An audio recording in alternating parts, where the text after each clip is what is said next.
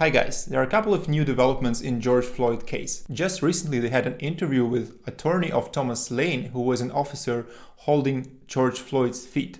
In this interview, the attorney told us that there is a body cam footage of Tomas Lane and it reveals lots of different and interesting facts.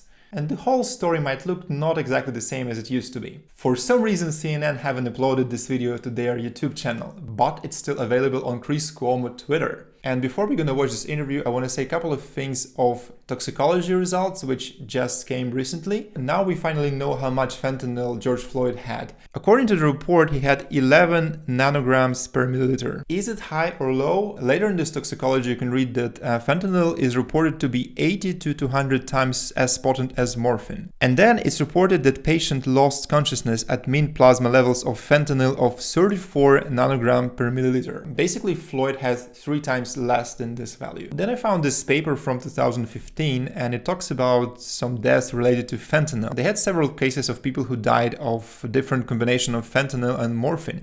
As you can see, some of these people had only 7 units or 16 units. Now it's clear that Floyd was extremely high. It wasn't an overdose, but it was enough to cause some mental issues and potential heart issues. And now let's watch this interview. What do you know that we don't know? Because we don't see Floyd resisting, and we don't hear anything from your client. So what do you have access to that we don't? Well, number one, I have viewed the body camera of my client. Besides that, I've interviewed my client. Finally, we can get this important piece of evidence. Why shouldn't the public be seeing this body camera footage? And what do you believe the community would think that it doesn't think now if it did have access to what you have access to? My guess that we are having a presidential election coming and another racist story can change lots of things. If they saw the full body camera on my client, I believe that they would have a different opinion, particularly if they had any knowledge of what police procedure is and how they should proceed on a felony arrest, particularly when the individual they are arresting is under the influence of some kind of drug. That's a great explanation. It can be a game changer. You don't see Floyd being violent or hostile or throwing people around. And when he's on the ground for many minutes, he's not moving at all except to ask for help. What are we missing? I guess, Cuomo, we are missing 10 minutes of development. Well, I said that he was clearly under the influence of a drug, which he was because of the autopsy. And you don't see any violent movement. But if you saw the body camera, you would know that when my client, when he went up to see Mr. Floyd to talk to him, Mr. Floyd did not show his hands. He put his right hand down below the seat, which is clear evidence for my client that he might be going to grab a gun or hide drugs. Let me be clear, he's talking about that part of arrest, which we have seen on this security cam. So my client told him, "Let me see both of your hands," and he pulled out his gun. There was a pause. He didn't show his hands right away, but then he put both of his hands on the steering wheel. As soon as he did that, Mr. Cuomo, my client put his gun in his holster. They then took Mr. Floyd out of his vehicle because they were going to arrest him. Mm-hmm. And he resisted leaving his vehicle. They finally got him out of his vehicle. It wasn't a violent resistance, but it was not the kind of non-resistance that an individual should do when a police officer is arresting him. Once they get him out of the squad car, they told him to put his hands on his head. He did. And then they tried to put his hand, because that's what they're supposed to do. They went to put his hands behind his back to handcuff him, and then he resisted again. He didn't want that. But they got the handcuffs on him.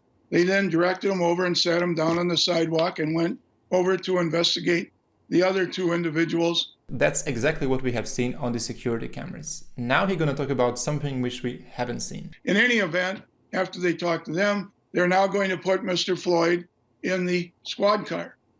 They take him over to the squad car, and he's walking slowly. And then right before they put him in the squad car, he lays back and falls down. Mm-hmm. And he says, "I got claustrophobia.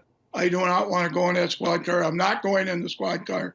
And he resists going in the squad car. Let me be clear, this is all based on the video evidence, not on what the officers said, okay? They finally managed to get him in one side, the driver's side of the back seat, and then that's when Chauvin and his partner come to the other side, and Mr. Floyd shoved with his feet out towards where Officer Chauvin was, and he ended up outside on the other side of the squad car. Now we have a confirmation that Floyd was actually violent. Four police officers couldn't get one guy who was handcuffed behind his back into a squad car. Yes, well, they did get him in there, but it wasn't easy because he was fighting. He was handcuffed, but he's 6 foot. I think he's 6'2", and he was, he had the build of a bodybuilder. And Floyd actually had a great body and lots of strengths. There is actually a porn movie of him, which you can check on Pornhub. And there you can see his pretty good body. The only problem in that movie is that he actually can get hard, but I believe this is due to his methamphetamine use, not because of his muscle strength or anything. He's now on the sidewalk, and my client, Mr. Floyd, is kicking his legs. My client is holding his legs, and when Mr. Floyd is saying he can't breathe and stating those things, my client says, to the 20-year veteran Chauvin, shall we roll him over? So actually, Chauvin he says that I want. And then Cuomo decided to make a break because he needs to prepare with some kind of a propaganda. Counselor, thank you for staying through the break. We had all these different angles of him that show every aspect of this, not in full, but each phase, you never see any kind of resistance. You termed it not a violent type of resistance, but the kind of resistance you shouldn't do.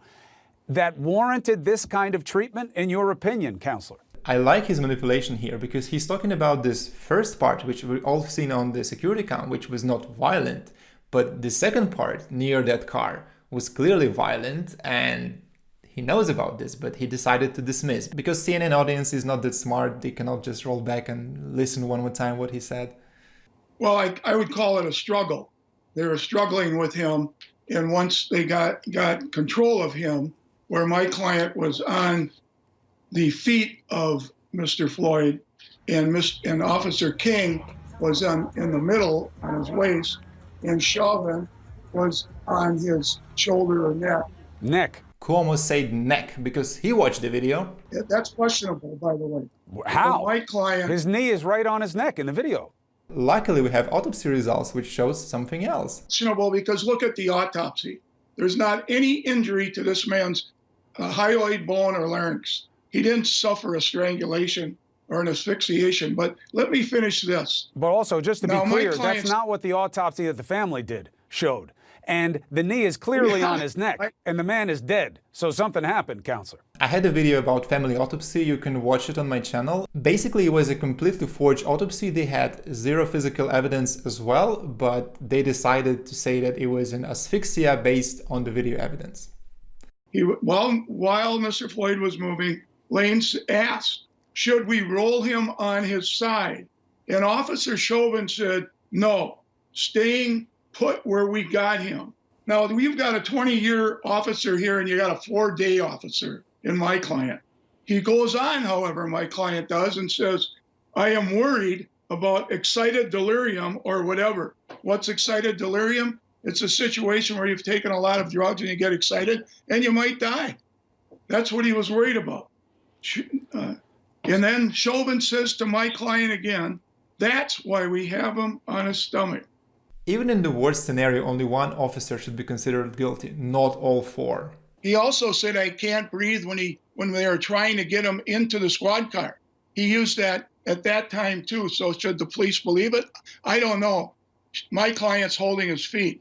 This is a very important piece of information. Now we know why officers didn't trust him when he said, I can't breathe. Can you imagine the difficulty in getting my client a fair trial, the presumption of innocence? With all this media and politician bias, I can't really imagine any fair trial. But I still believe we can save at least 3 officers. Listen, none of this is funny, but this is a window into what you're going to see going forward. This could have been a window if you would have published this on your CNN YouTube channel, that maybe people would watch it. Another thing, Floyd's attorney wrote a letter to UN officials where he's condemning President Trump of being racist and asking them to put some pressure on US judicial system system so that all these 4 officers will be convicted in the first-degree murder. During the Cold War, USSR and its ally was always writing some kind of letters like this to United Nations to condemn United States in imperialism, racism, exploitation of people, colonizations, and you name it. Now USSR is gone, but actually it's not gone, it's just moved to United States, and it's very, very dangerous. Thanks for watching. Don't forget to like and subscribe, and maybe put some comments, tell me what you think, and see you in the next video. Bye!